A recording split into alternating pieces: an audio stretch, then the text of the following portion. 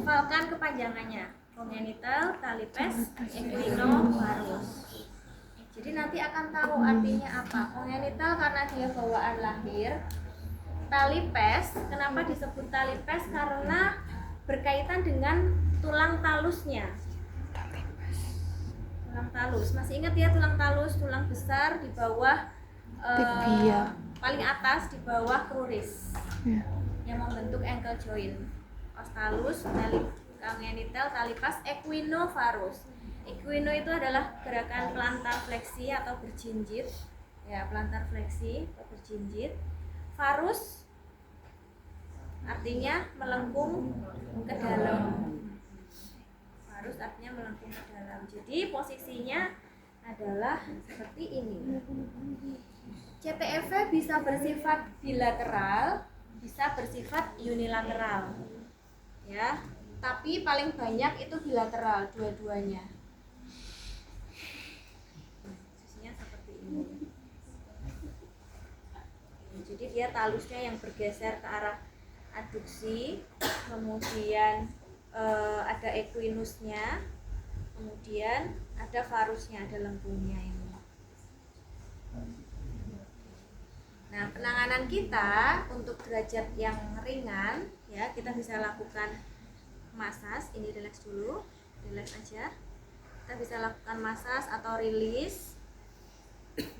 Nah, pada otot apa? Otot peroneus, tibialis anterior, tibialis posterior, kemudian otot-otot plantaris, dan juga otot yang di belakang, gastrocnemius dan juga soleus. Ya, lakukan massage, lakukan rilis, kemudian teman-teman bisa stretching. Cara memegangnya kalau stretching, satu tangan pegang di tumitnya atau calcaneusnya, tangan yang lain bisa pegang di area midtarsalnya, kemudian gerakkan ke sana. Kalau kakinya masih kecil ya paling pegangan kita kayak gini.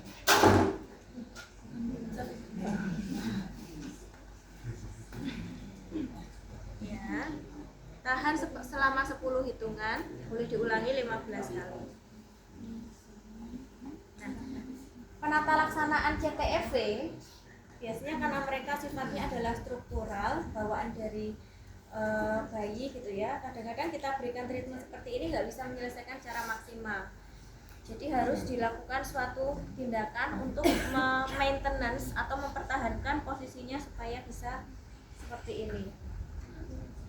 Dengan metode Ponseti. Nah, Ponseti.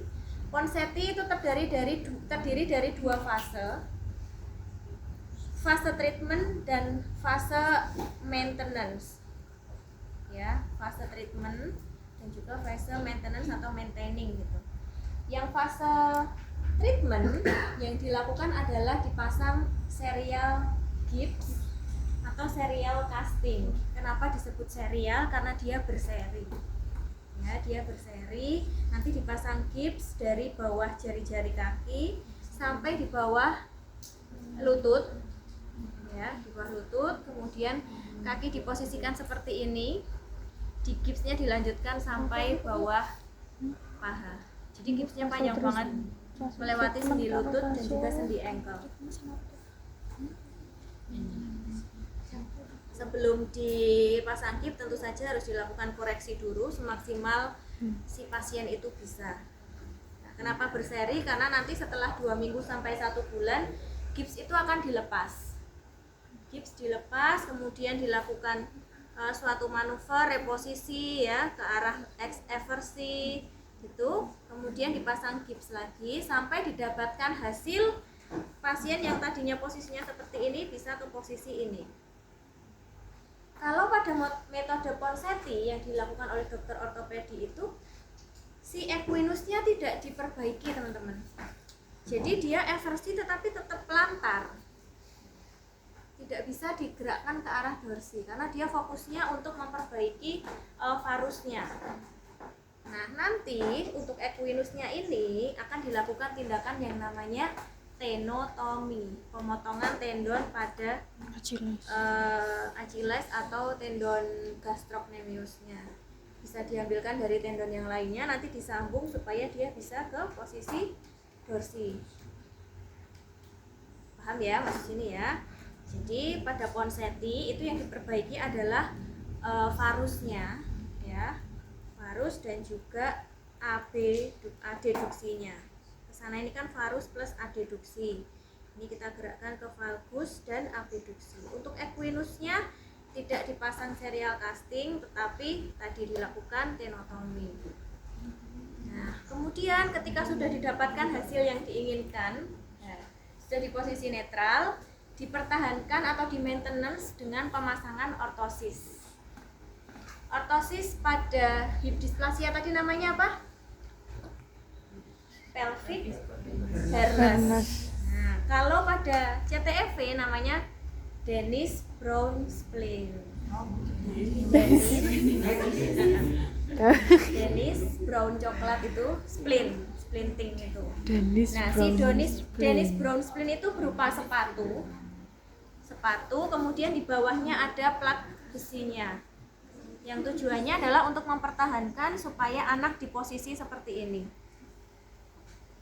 Jadi sepatunya nanti ada plat besi di sini, biar dia nggak bisa bergerak untuk mempertahankan posisinya. Penggunaan Dennis Brown spleen juga berseri. Jadi di 3 minggu awal kalau tidak salah tuh selama 23 jam harus dipakai. Jadi dilepasnya cuma pas mandi doang ya, tidur dipakai, makan dipakai gitu. Nah, nanti lambat laun akan mengalami penurunan pemakaiannya. Nah, oke. Ada diskusi?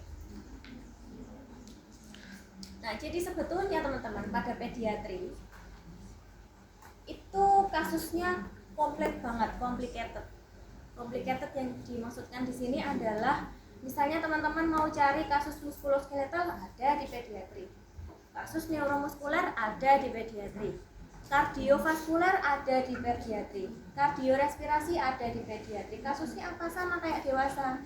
Di respirasi ada pneumonia, bronkitis, ya, bronkiolitis dan lain sebagainya. Di kardio juga sama, ada ASD, VSD, TOF dan lain sebagainya. Di sport juga sama, ada ankle sprain, ada ACL dan lain sebagainya. Nah, tetapi kalau pada pediatri kita harus berpikir dengan pendekatan pediatri. Pendekatan pediatri di sini adalah anak itu dalam fase tumbuh dan berkembang. Jadi kita nggak boleh melupakan itu. Contoh misalnya pada tortikolis, dewasa juga bisa terkena tortikolis, tetapi dewasa sudah tidak melalui tahapan tumbuh kembang itu. Jadi kita fokus ke tortikolisnya, menyembuhkan gimana biar dia bisa balik lagi normal seperti biasa. Tetapi kalau pada anak-anak kita nggak boleh sekedar menyelesaikan ininya aja, tapi kita pakai pendekatan tumbuh kembangnya itu tadi. Maka tadi saya sampaikan teman-teman boleh dilatih sambil tengkurap, ya, untuk melatih head neck controlnya, berguling-guling untuk menambah kemampuan bergulingnya, mirang-miringnya. Jadi dari segi tumbuh kembangnya jangan dilupakan. Begitu pula pada CTEV, anak sudah sampai di milestone apa saat ini. Nah, itu juga menjadi sasaran kita, harus kita stimulasi juga. Misalnya saat datang ke kita CTEV, ini anak usianya 6 bulan. Jadi selain kita treatment ini, kita juga treatment bagaimana milestone di usia 6 bulan itu harus terpenuhi. Oh, 6 bulan ini anak harus bisa duduk dengan tegak, meskipun belum bisa duduk mandiri tapi bisa didudukkan dengan tegak. Oh, nanti di usia 8 bulan anak sudah harus mulai merangkak. Nah, itu juga harus kita pikirkan. Cerebral palsy itu juga terjadi pada dewasa, yaitu namanya stroke. Nah, kalau pada dewasa itu sudah punya memori, berdiri, berjalan itu seperti apa, udah ada memorinya. Ya, jadi untuk menimbulkan neuroplastisitasnya bisa saja lebih mudah dibandingkan anak-anak. Sedangkan cerebral palsy terjadi di 0 sampai 2 tahun, ada yang bilang sampai 5 tahun. Anak belum punya memori apapun untuk gimana caranya berguling, gimana caranya duduk, dan juga di sana terjadi proses maturitas otaknya. Misalnya kita membangun suatu bangunan. membangun bangunan, kemudian udah jadi nih ruangannya seperti ini, ternyata di sana ada retak. Kita tambal retakannya, kita cat lagi sudah bisa, beratnya gitu ya. Tetapi kalau ternyata di sini masih berupa rangka ya, masih berupa rangka, belum ada semennya, belum dipasang cat ataupun belum dipasang atapnya, kemudian sudah kerowak sendiri di pojokan sana. Sedangkan kerowakannya itu tuh nggak bisa kembali lagi.